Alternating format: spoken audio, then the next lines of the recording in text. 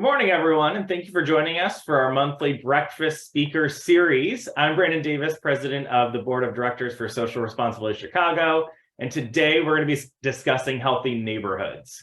It's through our monthly breakfast speakers programs where we're able to tackle big subjects. Our member meetups and community conversations allow us to dive into topics in more depth and highlight proven models of work. We're always accepting ideas and feedback on our program, so please feel free to reach out to us if you have any questions or suggestions. Today is an important day. No, it's not my birthday. That was a couple weeks ago. And shout out to anyone who is celebrating a birthday today. But today, President Biden will mark a milestone for LGBTQIA and interracial family rights as he signs into law the bill passed by Congress that mandates federal recognition for same-sex and interracial marriages. I would have never thought that the rights of Americans would be under attack like they are, but it demonstrates to me the importance of the conversations that we as Social Responsibility Chicago and leaders at our organizations who each have a voice to lend can have and provide our fellow colleagues with the education and needed responses to the hateful and discriminatory actions that are all around us. This is not intended to be a political statement. No, not at all. It's for the love of humans and Social Responsibility Chicago's view that we will accelerate positive change. We do have some new attendees in the room today, so I want to remind you that Social Responsibility Chicago has a strict no solicitation policy. We're here to attend today's program and learn from each other, so please respect this space. Questions can be submitted into the chat, which we will direct to our moderator throughout the session. If you're not yet a member with Social Responsibility Chicago, I encourage you to sign up. Thanks to our membership, we're able to produce dynamic programming and share valuable thought leadership resources on timely topics. We are continually enhancing our members-only offerings, delivering even greater value to you and what you bring to your work and your organizations every day. Membership info will be shared in the chat and can be found at srchicago.org. There's some other upcoming events that will be shared in the chat and in future communications. One in particular I want to highlight is our next Demystifying Social Impact Career Session 3. It will be on January 18 with the Baumhart Center for Social Enterprise and Responsibility. I want to extend my gratitude to our SR Chicago members and contributors who help shape our programs, and today's program is no exception. It's my pleasure to welcome today's moderator-in-chief, Jennifer Parks, Executive Director with Habitat for Humanity Chicago. Jennifer, I'll hand it over to you. Thanks, Brandon. Thanks for that welcome to everyone. Today, we are going to be talking about healthy neighborhoods. And so just to kick us off here, when we think about healthy neighborhoods, they're a vital part of ensuring the stability and wellness of communities across Chicago. And what makes a healthy neighborhood relies on a multitude of factors and can vary depending on geography and demographics. And in this conversation, we're going to explore 3 different organizations who work significantly to contribute to the health of neighborhoods across Chicago, providing resources impacting education, healthcare, and crime prevention. We'll discuss how those priorities intersect, merge, and sometimes even compete, all in the efforts to support the needs of Chicagoans. So I'm excited to be here today. As Brandon said, I am Jen Parks. I'm the Executive Director for Habitat for Humanity Chicago. And at Habitat Chicago, we think of healthy neighborhoods through a quality of life framework, and we think all neighborhoods should have robust access to amenities for social and recreational needs, economic opportunities, education, health, housing, safety, and transportation. And so, as you know, as many people know, Habitat, our lane is housing. And when we are investing in Chicago neighborhoods, we are looking at the health of an entire neighborhood and who else is at work in the community focused on other aspects of healthy neighborhoods.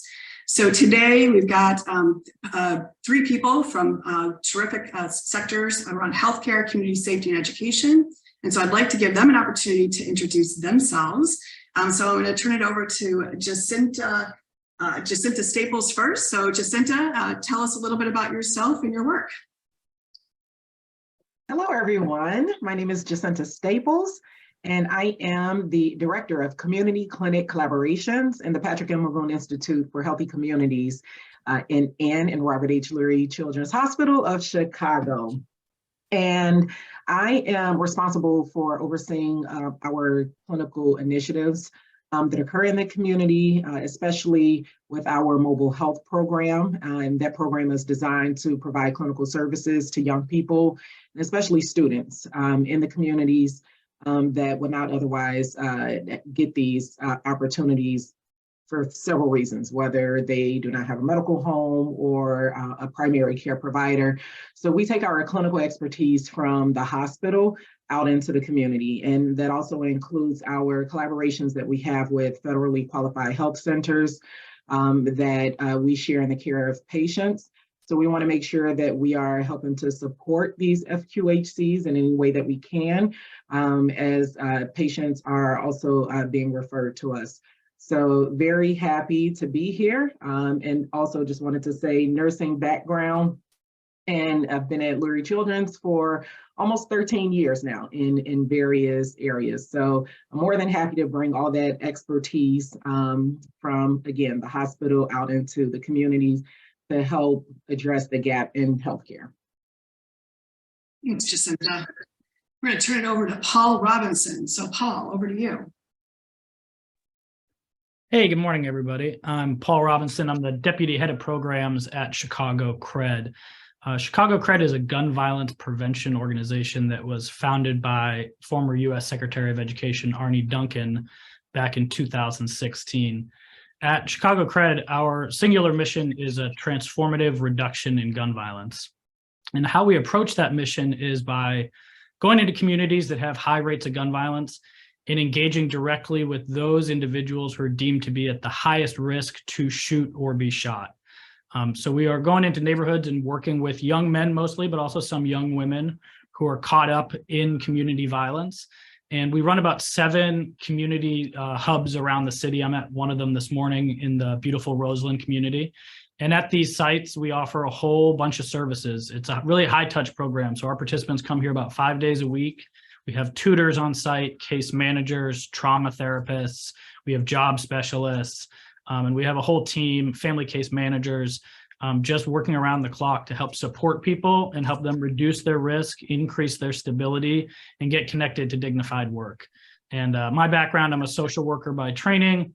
Prior to working at CRED, I was working in Chicago public schools for about 10 years, doing violence prevention work with a younger population. But it's wonderful to be here with you all, and I'm looking forward to the conversation. Thanks, Paul. Rounding us out, Shaz Rasul. Hey, good morning, everyone. I'm Shaz Rasul. I'm the Executive Director of Education Partnerships at the University of Chicago's Office of Civic Engagement. The University of Chicago is one of the great universities in the world with the focus on research and teaching. Our Office of Civic Engagement's mission is to strengthen the university's impact on the lives of people living in Chicago and to demonstrate the transformative civic role that leading urban research institutions can have in cities around the world.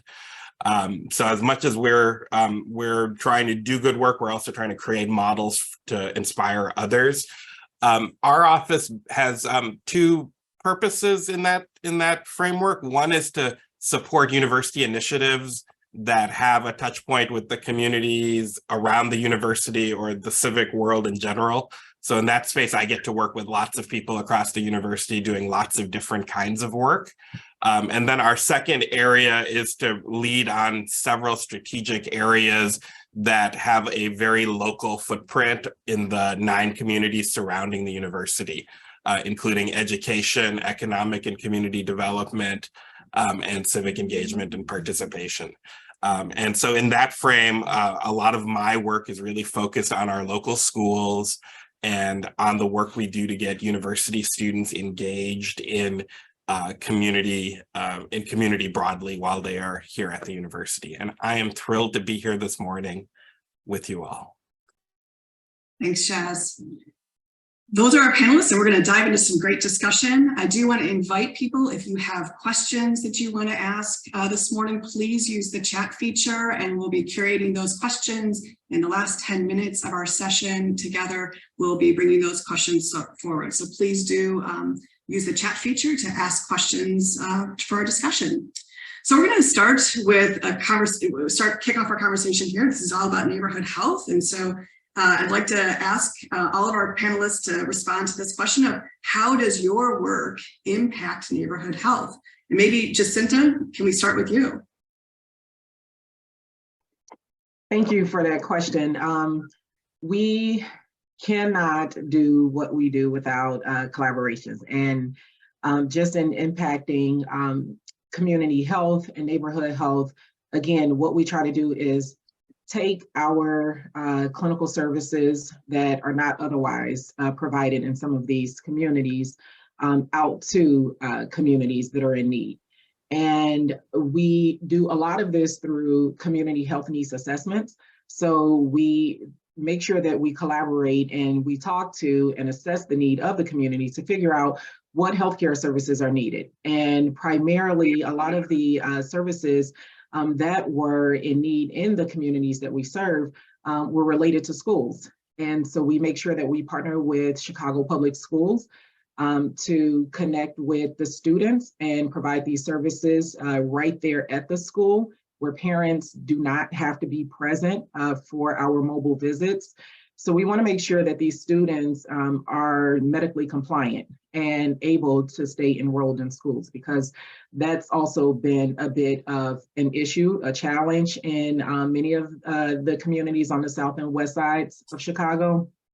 And so we're assigned to a network in which we see about 35 schools and some other schools outside of the network. And we partner with other community-based organizations that offer family services and different childcare services, especially daycares and childcare centers.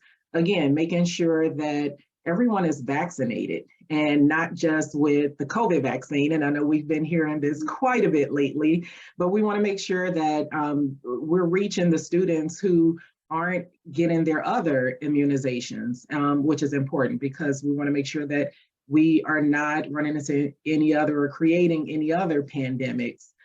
So again, we just want to provide our services out in the community, immunization, school physicals, sports physicals, well child visits. And we also have our asthma care program that's out in the community once a month, seeing young people with high-risk asthma, and also our adolescent medicine program that provides HIV, STI screening, Narcan training and distribution for opioid overdose. And so again, just various clinical services that are offered inside of the hospital, but we want to make sure that we're reaching the community and keeping the community healthy and safe. So you're thinking about health, you're thinking about literally the health of people in the neighborhood. So absolutely.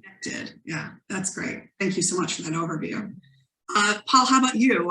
How does your work impact overall neighborhood health? Yeah, thank you. And that was really interesting, Jacinta.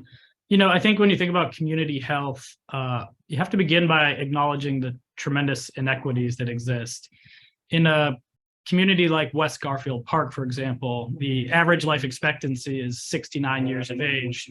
If you travel just 6 miles east of there to the Loop, the average life expectancy is 85 years of age. So 6 miles apart in a 16-year difference in life expectancy. And of course, there's a lot of things that contribute to that: concentrated poverty, food deserts, lack of resources. At CRED, we're really focused on the role that gun violence plays. So quite literally at CRED, we're trying to help health outcomes by ensuring that residents do not become future victims of violence. But I think there's also a halo effect when you think about the role that gun violence plays in the community, whether or not that's the mental health, the trauma impact that happens when one person gets shot, how that cascading effect on their family, their friends, their neighbors, their coworkers, their children's school. There's also the collective sense of community safety that a community feels. Do parents feel safe sending their kids out to play in the local park? Do elderly residents feel safe traveling home late at night? Do neighboring communities feel safe to come in and shop in your shopping districts or to attend a block party? When you have extremely high rates of violence, as we do in 15 communities in Chicago, a lot of those things are impacted. And so what we're hoping to see is a transformative reduction in gun violence. And I'm happy to say in 2 of the communities we're working in right now, West Pullman and North Lawndale, we're seeing over 40% reductions in shootings and homicides this year compared to last year. And so we know we have a long way to go, but we're really optimistic about the work we're doing and imagining communities that have a lot less gun violence than they do currently. Thanks, Paul. Habitat works in West Pullman, so we are very closely watching and participating in West Pullman every day. And so community safety is something all of our homeowners are talking about quite a bit. So it's pulling all of this work together around neighborhood health is central. Jazz, let's open it up for you, your work and how it impacts neighborhood health. So I often think that a healthy community is a hopeful community. And there's nothing that speaks to hopefulness like education. And so in creating investments in schools, whether it's dollars or people or partnerships, it just creates a different sense of worth and value, especially in a city like ours that I think it was Paul that talked a little bit about the deep histories of inequities and, frankly, disinvestment.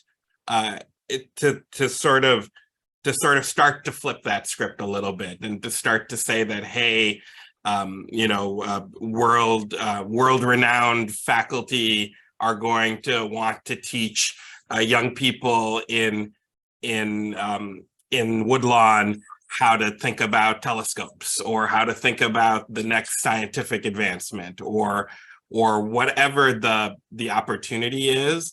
I think that's part of what we're doing in terms of really bringing a different kind of resource and energy into schools and communities, and to think of an institution like a university as a partner to a neighborhood.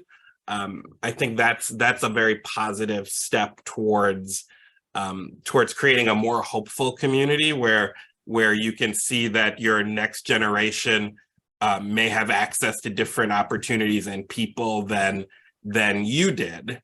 And I think that sort of then it becomes inspiring for people who are working in the here and now as well as preparing for the future. That's great. I actually, I took note, and I think that's such a wonderful statement that you opened with, is a healthy community is a hopeful community. And that's one of the takeaways just from listening to your, what you've shared this morning. So let's talk about the importance of connectivity. I know, Jacinta, you started your comments and shared a bit about some of the ways in which you're connecting to different parts of the communities in which you're working. I think as we think about that, if you could expand a little bit on how do you make those connections, but also what are some of the challenges or hurdles you may find in staying connected in communities? Yes, and like I alluded to before, it's impossible for us to do what we do without connections, without collaborations. All of the work that we do is pretty much predicated on these collaborations and the connections that we make out in the community. So I spoke about connections with schools, with CPS and other school systems, also with federally qualified health systems or centers. And in addition to that, the other community-based organizations that we partner with are in large part of different partnerships and relationships that we've developed even with other team members that we have within our Magoon Institute for Healthy Communities. So we have community engagement specialists and primarily in the Austin and Belmont-Cragen neighborhoods. And these specialists come from these neighborhoods. And so we want to make sure that we not only create these relationships, but they're continuously being fostered and strengthened. And what better way to do that with members of these communities who know the community inside and out. A lot of them have, pretty much been born and raised in those communities and can really help make that connection for us, because we want to, again, hear from the community and the community-based organizations and let them tell us what the needs are. And so I will say that, again, there's no way that, we can continue this work without these partnerships and knowing where to go and how we can provide services and what services to even provide. Part of the challenge sometimes in maintaining some of these relationships I would say, for the most part, it could be based on some individuals and some families that we often see. Sometimes, we want to make sure that, we're maintaining the relationships with the individual families that we see, and not just the organizations, because we, for the most part, maintain our relationships with the organizations. But we want to also make sure that we're maintaining these individual relationships with the families that we're impacting. And sometimes that can be a challenge if, family members are moving or, lose access to the telephone. So it's a different phone number, or no Wi-Fi. So, different resources, even within the community that may not, we think that they're easily accessible and, basic. But some of these resources may not be as easily accessible and basic for some family members. So sometimes we may lose those connections with the individual families, and some of the patients are then lost to follow-up. But in terms of maintaining our collaborations and our relationships with many of the organizations, I will say that we've been quite fortunate to maintain most of our relationships. And they continue to grow as we continue to expand our clinical services. That's great. Connectivity both at an organizational level as well as at an individual level, and absolutely maintain both, because both are critical to the work, right? Yeah, very much so. Yeah, thanks for sharing that. I've been learning, Paul, a little bit about Chicago CRED through our interaction here, and I've heard you talk a little bit about you got some hubs in different neighborhoods, and I'm not sure I'm using the correct term. So it seems like that's part of maybe your connectivity strategy, but I'd love to hear a little bit more about how Chicago CRED approaches connectivity, and also some challenges that you may run into. Yeah, thank you. And I really want to echo a lot of things Jacinta just said. I'm here this morning at one of our community hubs. It's the Youth Peace Center of Roseland. And it was, I encourage everyone to look them up, an amazing organization founded by a husband and wife, Mr. and Mrs. Jones. They've actually had this building on the same corner in Roseland for over 20 years. But in 2009, some people might recall the murder of Darian Alberts. He was a Fenger student walking home from school, and a fight broke out. It was actually right outside this building. And following the death of Darian Alberts, they decided to turn it into the Youth Peace Center of Roseland.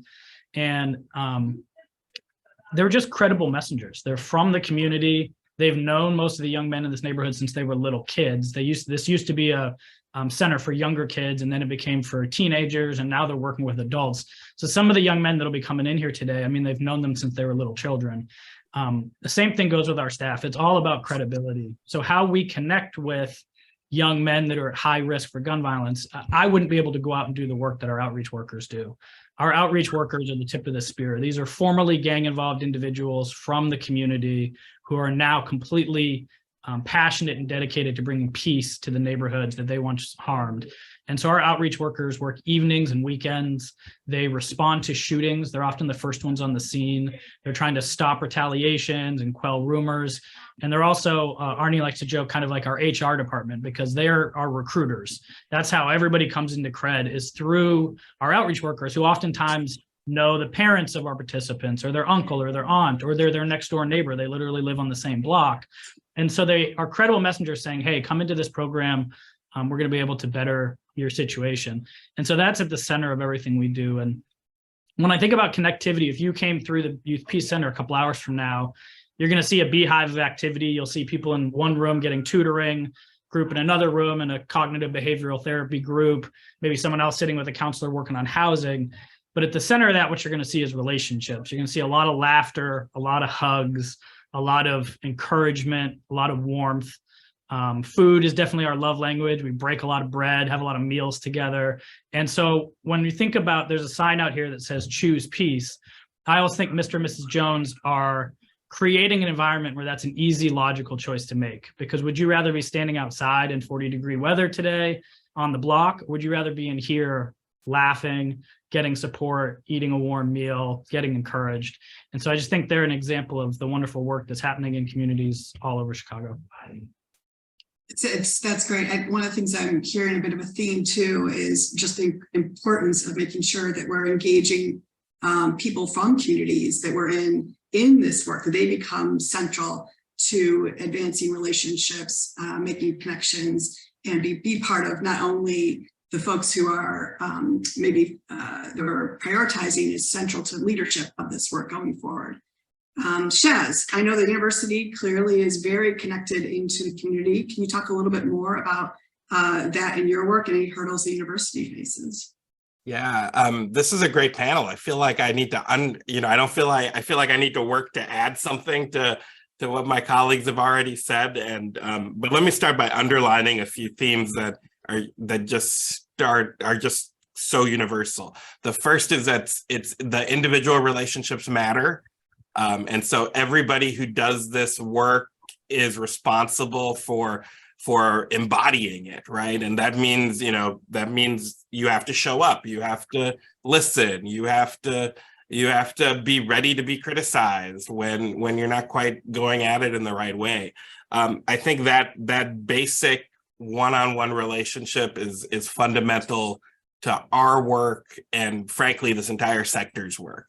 I think once you get beyond that one-on-one and you start saying, okay, we're going to work on a project together, you have to then start the partnership process. And a partnership doesn't mean that you're going to do what I want to do in the way I want to do it. It means that, I'm going to put something on the table as this is a way where we can research if second graders learn math better this way or that way. I can provide you math tutoring for second graders as part of this. And then our community partner isn't getting a take it or leave it situation. They're getting, hey, I like this, but it would be more helpful for me if it was done slightly differently, or we thought about the control group in a different way. And then it's on us to say, yes, we can do all of that or 90% of that. And it's in that back and forth that I think the magic happens, but you don't get to that until you have credible people in that conversation in the first place. And so the staff you hire, the way you train them, the way you coach them, the environment you create for this work is so essential. And a lot of times people at certainly institutions, we're going to jump to the institutional MOU or the broad, coalition of groups working on a thing. And that's, in some ways that's easier to understand for organizations because organizations like to work with other organizations, institutions like to work with other institutions. The sort of frame of reference is similar. But again, you can't get to any of that in a meaningful way until the people on the ground are credible and have authentic relationships, and until the starter projects are done in a way where there is this back and forth and give and take, and we learn something together, and it ceases to be my project or your project, and it really ends up being our project.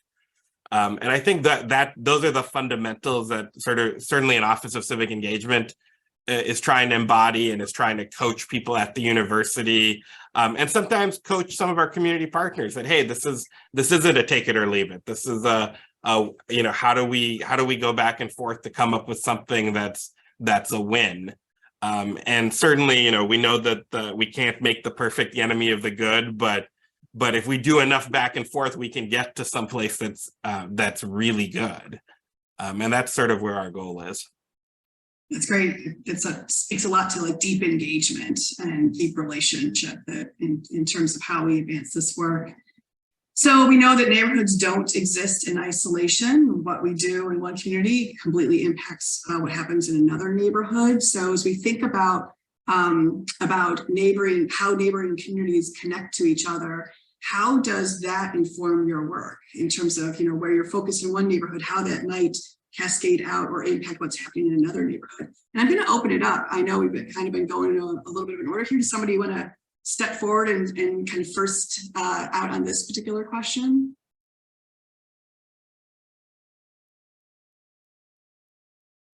I could step out. Okay, great. Thanks, Paul. One thing that comes to mind in terms of gun violence and community safety was during the pandemic and certainly this past summer, there was quite a lot of media attention about large groups of young people going down to the Loop and congregating in large crowds. And it caused quite a stir. And, a lot of high profile members of the business community said they were going to leave Chicago if they couldn't get this under control. And I think it's such an interesting example because to me, those young people were actually making a very pro-social choice. If you're in a community where you don't feel safe on a Saturday night, if it's not safe to stand on 111th Street, why wouldn't you get on the Red Line and travel downtown to the economic center of the city? And I think it just really highlighted for me, we can't ignore things in certain neighborhoods and then expect that they're not going to, spill over into the areas where we frequent. And I think that's been a problem in Chicago. We've been a little bit too comfortable with the fact that there's 4,000 people a year getting shot, 800 homicides. And as long as it stays on that side of the city, I don't want to have to think about it. Well, I think that really brought into focus during the pandemic that we're one city. And if you're going to have a healthy, vibrant city, you need to attend to the needs of all its residents and all of its communities. And, what would it look like if in each of those neighborhoods there was activities for youth at night? There were basketball leagues, there were youth centers that were buzzing with activity. There's, the resources needed, summer camps going on. Then, I think we wouldn't have faced the same challenges we did. And so that's just the first thing that comes to mind when we talk about how neighborhoods aren't in isolation. And we have to think about this more collectively. I love that. I often share with folks that, Chicago's a great city. It should be great for everyone. And so we have a job to do to to address inequity so that every neighborhood, every resident of Chicago feels fully engaged in their neighborhood and feels safe and they can thrive. And that should be something that as a city, we collectively advance. Jacinta, how about you? Talk about a little bit about how the work of neighboring communities and how your work may impact other communities beyond where you might be initially focused. And I completely agree with everything, that Paul just spoke on. And I would also like to add, especially as it relates to clinical services, we know that, our health impacts everyone. So our health is not only isolated to one community. And, perfect example, as Paul mentioned about, the pandemic, and I know we've kind of like beat this, this topic enough, but, it's just a perfect example. If you are, unfortunately, you acquire COVID-19, it doesn't stay isolated in your community, right? So you may be affecting other people within the community and it's spreading to other communities. So when we talk about health, health is not isolated. And, as we go through these different communities, we want to make sure that we are helping to keep everyone healthy as best as possible. And so that there aren't any spreads of infections or, different diseases. And we want to make sure everyone stays educated, on their health too. So it's not just a matter of providing these clinical services, but also spreading the word. And we're spreading that word across communities, not just within certain communities. And, it also makes me think, Paul, as you mentioned, just kind of that life expectancy gap. We experience the same thing as we serve a lot of communities on the west side of Chicago. And a lot of these families are coming to Lurie Children's Hospital that's located in Streeterville. And they may be passing 30 plus healthcare institutions to bring their children to Streeterville. For, quality healthcare services, or they just may not be connected to quality healthcare services right there within their communities. So we want to make sure that, they're educated about medical homes that are right there in their neighborhoods, and that they don't have to travel across so many different zip codes and communities to bring their, children to one place that they may be familiar with and bringing them to the emergency department.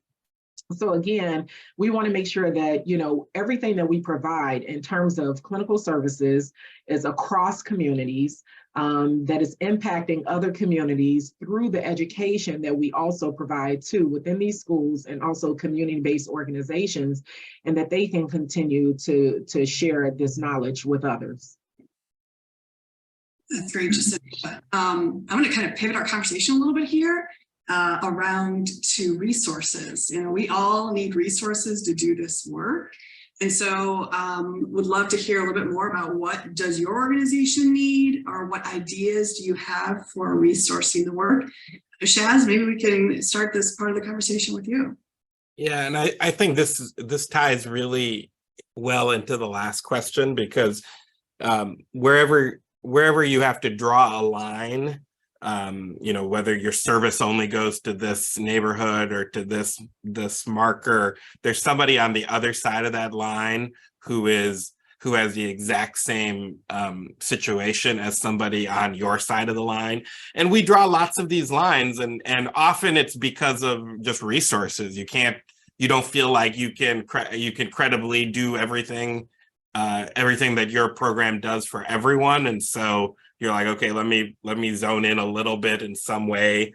You know, our work has so our Office of Civic Engagement has a 9 neighborhood focus area around the university where we really try to maximize where our programmatic relationships are and our interventions are, because we think we can aggregate something there and demonstrate the impact that things make. And yeah, there are people on the other side of that line that, you know, so we're always trying to figure out, okay, well, how do you invite people in? How do you expand that line? And on resources, I think it's, you know, I mean, cash is always king. I mean, even every program, if you gave them more dollars, they can figure out something useful to do with it. I think relationships are the other thing. Like you don't know who you don't know, and so adding to the pool of relationships, and then the third is you know, good ideas. I mean, there's no you know, I mean, the fun thing about working in partnership with people is the generation of new ideas, and certainly it's funny to be at the University of Chicago and to be able to say that we don't have a monopoly on good ideas, but we certainly don't have a monopoly on good ideas. And so so that's the fun part about working with community partners, and to broaden that network of community partners in the sense that good ideas can generate from lots of places. That's great. Thanks, Shaz. How about Paul? How about you? A little bit about resources, any constraints or things that you think about in terms of needs? Yeah, as a quick aside, I just want to co-sign what Jacinta was saying. You know, I recently learned that there's actually 3 medical districts in the state of Illinois. One is obviously the one we're familiar with around Ashland and Taylor. One is in our state capital in Springfield. The 3rd Illinois medical district is here in Roseland, the Roseland Medical District. But due to historic community disinvestment, it actually hasn't been developed. And so you have 300,000 residents on the far south side of Chicago that don't have access to high quality maternal health, don't have access to a trauma center, and have to travel a great distance to get those services. In terms of resources, I mean, like Shaz said, we're a nonprofit, so obviously all money is welcome and would go to good use. Specifically, what comes to mind, one of the things that I oversee is our housing program. And this is a real pain point for us at Chicago CRED. About 1/3 of our participants at any given time are experiencing housing instability. And we work around the clock to try to address it, but the need always outweighs our capacity to support everyone. And we basically do 3 types of housing. We do emergency response. So sometimes someone's house gets shot up, and that night we have to get them out of that house. So we'll put them in a hotel. We do temporary housing. So for folks that are homeless, we'll get them into an SRO or get them a room somewhere, and they can live there for upwards to 6 to 12 months while they get stable. And then we help with rental assistance. When someone's had a job for 90 days, we help them get into their first apartment. A lot of our participants are parents, so we're helping families get their first home together. But it just seems like there's been this huge uptick, and always when winter approaches, it becomes that much more severe.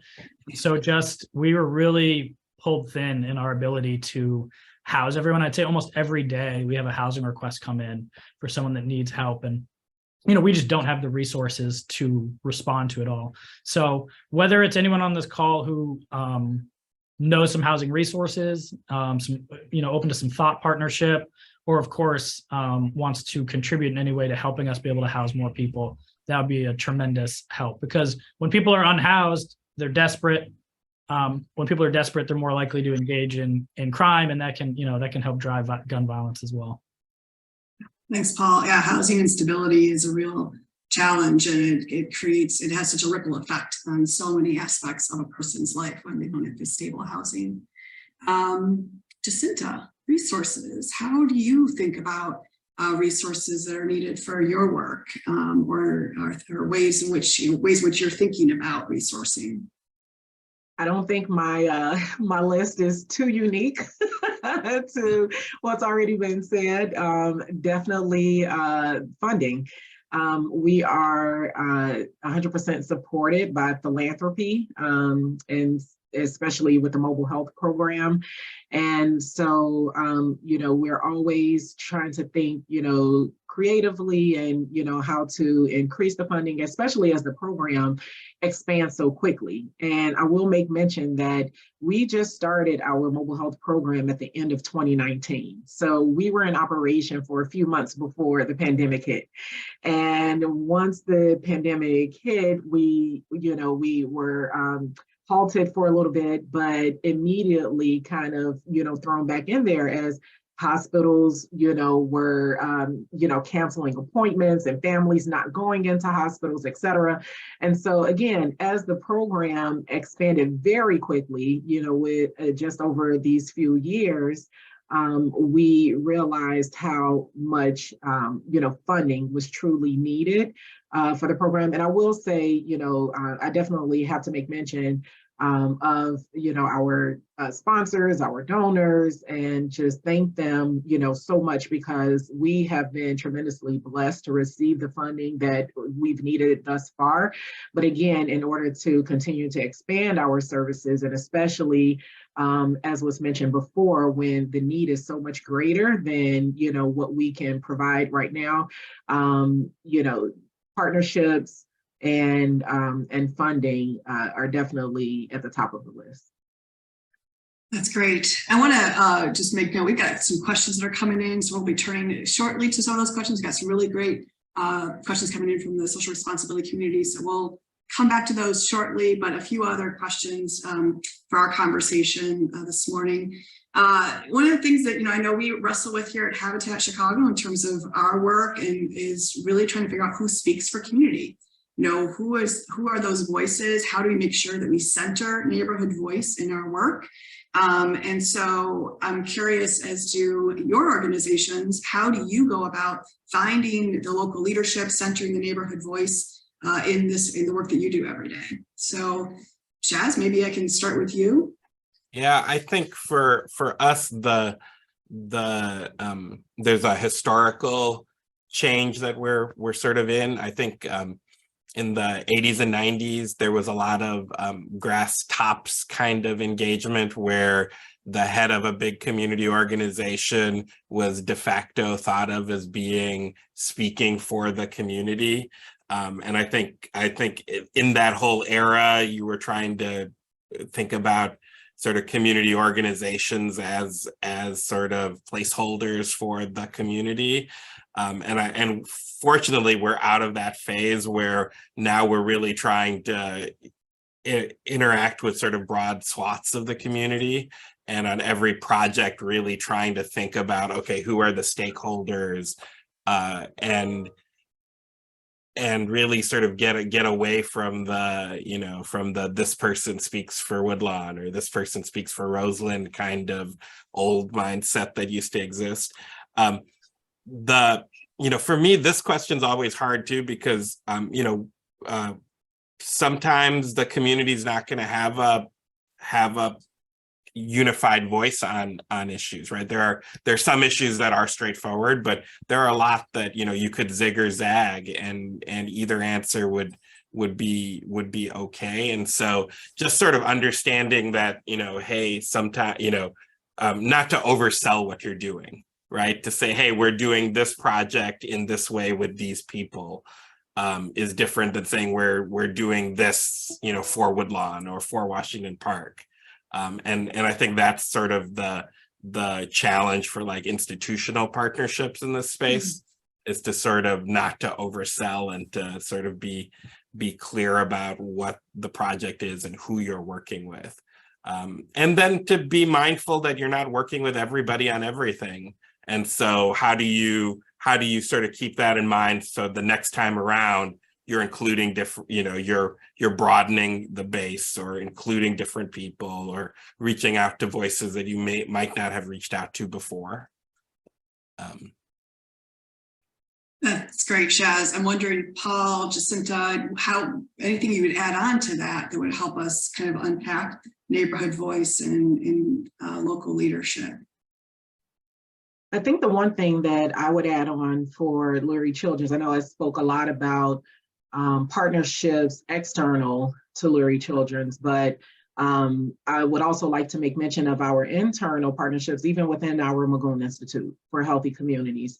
So we have several other programs under the Institute that help address, preventing violence and, strengthening youth and obesity prevention and promoting injury prevention and sports safety. So there are, a number of different programs that are also out there in the community. And so in order for us to be connected to some of these leaders in the community or know who may have the voice at that time, we also look to some of our internal partners to help make those connections with us. And so again, I've said this, term a number of times, but it's all about those collaborations too. So collaborations on other projects, collaborations with other programs, with different initiatives. And so, it's important for us to make sure that we maintain that presence in the community so we can continue to hear from the community. We want that voice to come from the community and, not from us on the outside to say, okay, we think you have the voice of this community. We want the community to speak for itself, right? And so in order to do that, we want to make sure that we stay embedded in the community through these different programs, stay connected to as many partners as possible and hear the work that's going on. And as Chaz mentioned, you may not be able to connect with everybody, with every single leader. Everyone may not be connected, on the same topic or subject or initiative. And so you just kind of let those, collaborations and those relationships kind of happen naturally and organically on that particular, initiative that you may be working on. So, for us, especially as it relates to, health and healthcare services in the community, we rely on our community engagement specialists to help us with those partnerships. And then we let the community speak for themselves and let us know. Thanks, Jacinta. Paul, anything you want to add on to that? Oh, I think that was incredibly well said. The only thing I would add is at CRED, we take this approach that the young men in our program are the change agents. They're the leaders who are going to take us to a safer Chicago. And it's a paradigm shift. Some people might come into a community and think these young people are the problem. They're driving the violence. They're the problem. There's something broken with them. They need to be fixed. But if you flip that on its head and recognize their innate strengths and abilities in leadership, then that is an approach that really works. And I've seen it firsthand. I mean, where we've had a lot of success with ending violence is when it's been led by the young people in our program, when they've gone out and recruited other young people to come in, when they've sat down and brokered peace agreements, when they've made the commitment to go back to the block and kind of spread the gospel of CRED to the other guys in the neighborhood. And if you don't believe that truly in your heart, that they're the change agents, they're the leaders, they're the people that are going to bring about peace in the community, then you're going to go around working against yourself the entire time. And so that's really the mentality we try to take when we come into a neighborhood and work with it. That's great. I think one last question here and then we'll turn to our questions from the attendees. Community exists in different ways. I've heard you each talk a little bit about building community, kind of, how do you go about building community, whether that be specifically in a specific location or more broadly? I know, Paul, you talked about food is your love language at Chicago CRED, and I imagine building community is happening through sitting down for a meal together. So maybe I'll just start with you, Paul, and then we'll go around to Jacinta and Shaz. Yeah, I was thinking about this question, and I don't want to misquote Dr. King, but so I have it written down here. He talks about this idea of beloved community, and it's a community in which everyone is cared for, absent of poverty, hunger, and hate. And I just think that's such a beautiful vision for what community is, and something we try to have at our sites. I do think oftentimes when I talk about CRED, I talk about all the individual services. We have a job training center, we have trauma therapists, but really at the heart of all of it, I think, is this sense of community, that our centers are a place that young men and young women want to come to because they're genuinely cared for. There's a lot of love, and they're noticed when they don't show up. People notice and they're missed. And we call them and we want to know, why aren't you here today? Can I come pick you up? And I think that creates a community where people want to replicate that and people want to be part of that. And I think that's what really helps us be successful at the work we do. Thanks, Paul. Jacinta, how about you? Creating community. Yes, and I would also like to piggyback off of Paul is just so hard to follow. So I would also like to piggyback off of something that was said in terms of creating the community. We know that we're out there providing these healthcare services, right? And we're meeting the families and we try to stay connected to the families. But we also want the families to feel comfortable in coming to the hospital, for different reasons. Hopefully not for, the wrong reasons, but, and even, while we're out there in the community, when we see young people who may actually have dreams of doing what we do to help their communities as well. And so we also have a mentoring and workforce development program, whereas we have young people, of all ages and grades that have the opportunity to come into the hospital and shadow a lot of our clinicians and those who are not clinicians, just different positions in healthcare. So we want to make sure that we foster that as well. And so, again, even through our community engagement specialists, we want to be out there in the community, but then we also want to make sure that we're help serving the needs of the community in different ways. And so we definitely want to embrace the community in that way as well. So we're attending, as many town halls as possible, where we have the opportunity to listen to the community, the individuals of the community, the leaders of the community, the different community-based organizations. So again, just in many ways as possible through as many of our programs as possible. That's great. I do want to turn to a couple of questions from our attendees today. I think one question that would be helpful as we get close to closing out is, what are some of the ways that the participants who are attending here, who are all from the corporate social responsibility world on the corporate side, or some are working in nonprofits, how do they get involved and contribute to helping create healthy communities? What are some ideas you have on that, or some feedback you have for folks who are here with us today? If I can jump in real fast, I think getting real information and real experience is always the first step. So go meet people, go take a tour, go visit folks. Don't try to make plans only off of the headlines that you read. Like I think spending time in Bronzeville or Roseland or Woodlawn, finding somebody who, if you don't know people yourself, finding people who know people that could start to sort of introduce you to places and people is the start. Like I a lot of times with these kinds of efforts, people want to think abstractly, and I don't think that I don't think that this kind of work is best done abstractly. I think it's best done, getting proximate to people and to really understanding what's going on. And if I can add to that, because I think that was so great and so key, and the way to, and one example to do that is through volunteerism as well. And volunteers are needed in most communities. So as you connect with these different organizations, and in order to be able to meet the people, to meet the different community members and hear from them, find different programs or different opportunities to volunteer within those communities. And that's how you really, hear from them and feel the need of the community while giving back. And don't make it just a one-time thing, but, commit to, volunteering on a regular basis and truly hearing from that community and providing a service. Thanks, Jacinta. Paul, anything you want to add to that?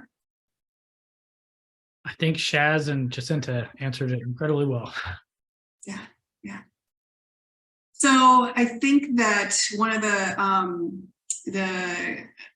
other questions I want to add into here is there's so many challenges to this work, right? And one of the things that folks are asking is, how do you determine where to get started, or how do we as organizations figure out where we move? So how do you as an organization tackle that? I'm happy to jump in. I think we've heard, some of these already in terms of listening to the community, find out what the community needs. Every 3 years, we're required to do a community health needs assessment, and then also submit an implementation strategy along with that health needs assessment. So that's how we determine, where we go and where we start. And then in terms of, how do we determine what's next is word of mouth referrals. So as we work with one organization, they may tell another organization about the clinical services that we provide. So again, collaborations, relationships. And then, I can't ignore the fact that, we have an excellent data reporting team at Lurie Children. So we want to see where a lot of our patients are coming from. Where's the need? What is the data saying as well? So we are able to extract a lot of that data to find out why some of our patients are not coming for, different, for their appointments. Some of them may be reporting challenges with transportation, or, just various challenges like that. So we're able to extract that data and help determine what communities we will make sure we go to them with our services for a greater likelihood of them actually attending their appointments and being seen. And as I heard earlier, kind of to build on that was, there's the aspect of we're coming to meet with folks where they're at, but also what we think we might be able to offer might evolve and change. So, we may come in with a strategy, but that may need to evolve because we need to be in the listening mode as to what people are saying. This is our priority here. How can you support this priority? Any other thoughts you want to add to this?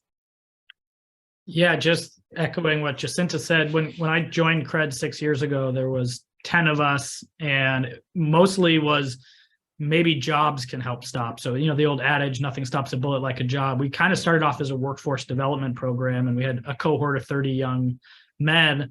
And through listening to them, now 6 years later, we've grown. We have a team of 120 staff, 7 offices. And actually jobs, we don't even get to the jobs till the second year of the program. It's an 18-month program.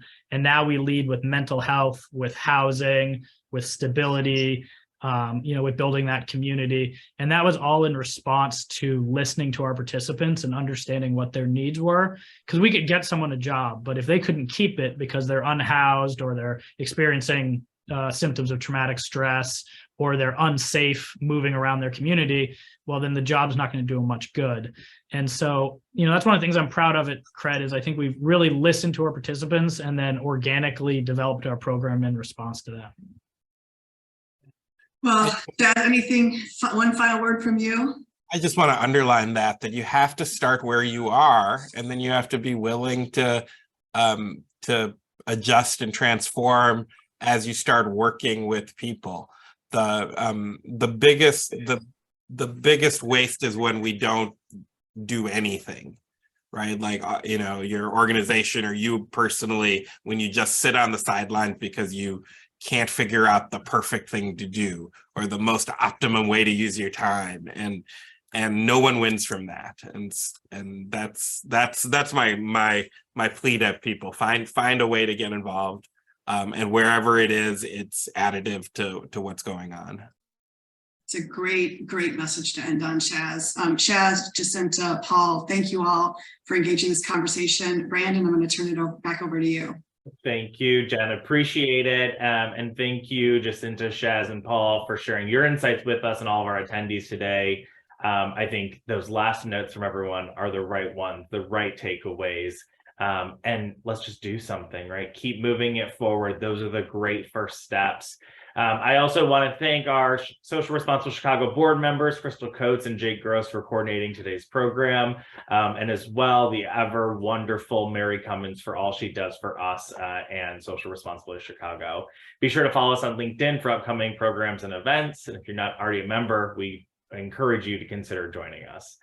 Finally, a post-meeting email will be sent to all the program takeaways and a brief survey to help us enhance our programming we're bringing to the Chicagoland social impact community. Again, thank you all for joining this morning. Enjoy your day.